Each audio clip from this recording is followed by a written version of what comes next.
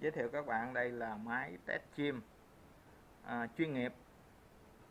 Thì các bạn thấy nó sử dụng cái màu của quân đội. Máy này là sử dụng thẻ nhớ, không chỉ là test về chim yến, chim sẻ, chim chao chảo, chim cú, chim đủ thứ chim. Trong đây là nó có khoảng 100 loại tiếng chim khác nhau. Bây giờ mình thử cho các bạn coi.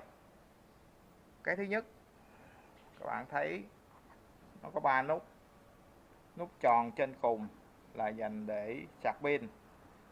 Nút thứ nhì là để USB, tức là mình gắn vô cái máy tính để mình chép cái tiếng chim.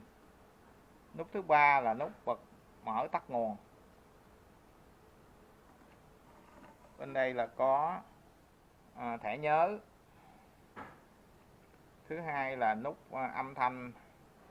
Thứ hai và thứ ba là nút âm thanh ra. Trong trường hợp mà mình muốn bố trí hệ thống loa phát nhiều hơn thì mình sẽ cắm thêm cái loa phụ vào đây. Nút màu vàng này là chỗ để mình gắn thêm cái anten, để khi mà mình đi xa thì mình có thể sử dụng cái remote để mình điều khiển. Mình đi xa khoảng mấy trăm mét, 500 mét thì cái remote, mình dùng remote mình điều khiển, mình đổi tiếng chim.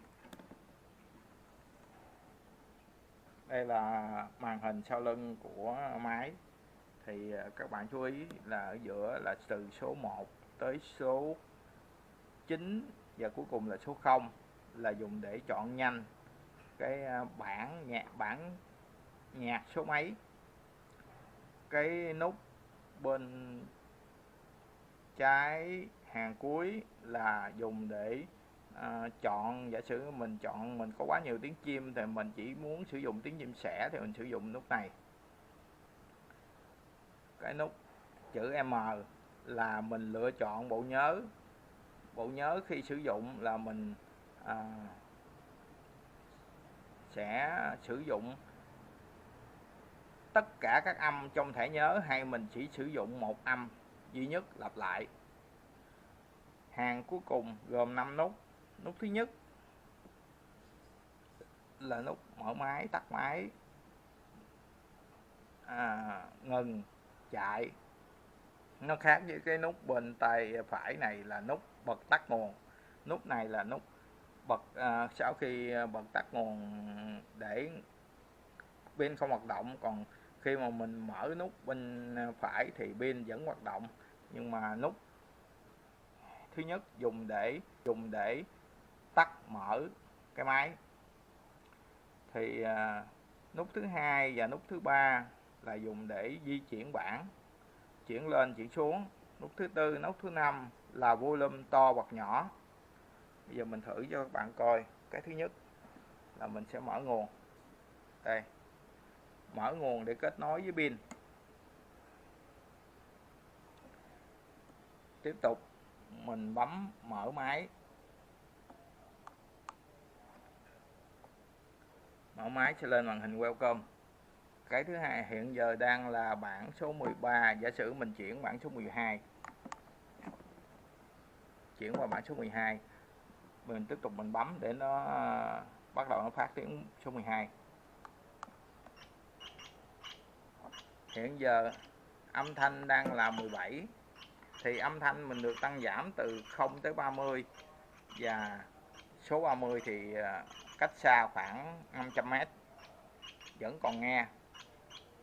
Mình phóng lên trời thì tất cả xung quanh chim trong phạm vi khoảng cả cây số nó vẫn tụ lại. Đây, các bạn nghe âm thanh nhỏ đi. Đó. Ở đây là âm thanh lớn lên.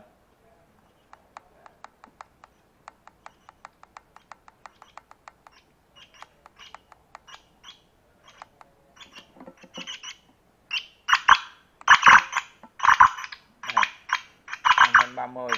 Giả sử mình chuyển bảng. Đây là con chim gì tôi cũng không biết luôn. Đó. Đó. Đây, giả sử qua thì chim khác. Đây. Đó. Chim khác. tiếng chim khác. Đó, cực kỳ lớn.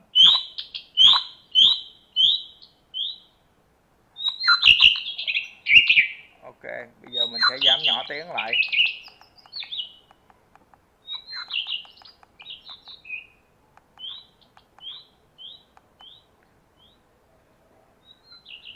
Đây là mình chọn trực tiếp bảng số mấy.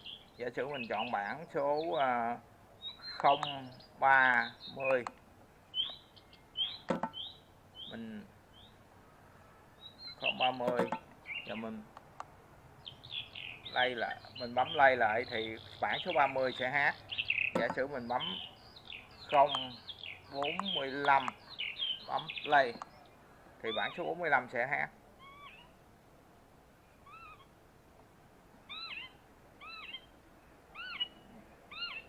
Giờ một tính năng nữa là mình cần phải biết, đó là mình giả sử mình chỉ muốn nghe một bản 45 cho loại chim đó, mình sẽ chọn M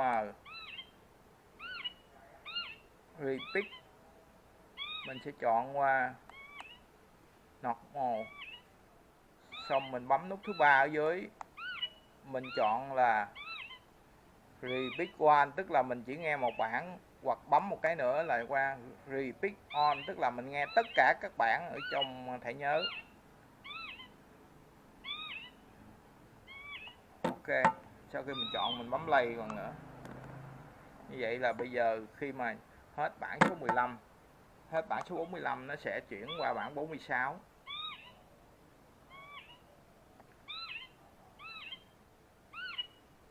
Rất đơn giản.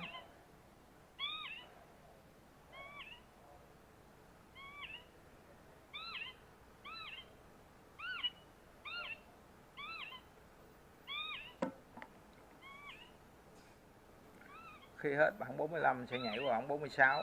Trong trường hợp các bạn chọn repeat one, tức là mình chỉ sử dụng duy nhất một bản 45, chạy đi chạy lại hoài. Ok, cảm ơn các bạn. Sau đây mình sẽ tắt máy.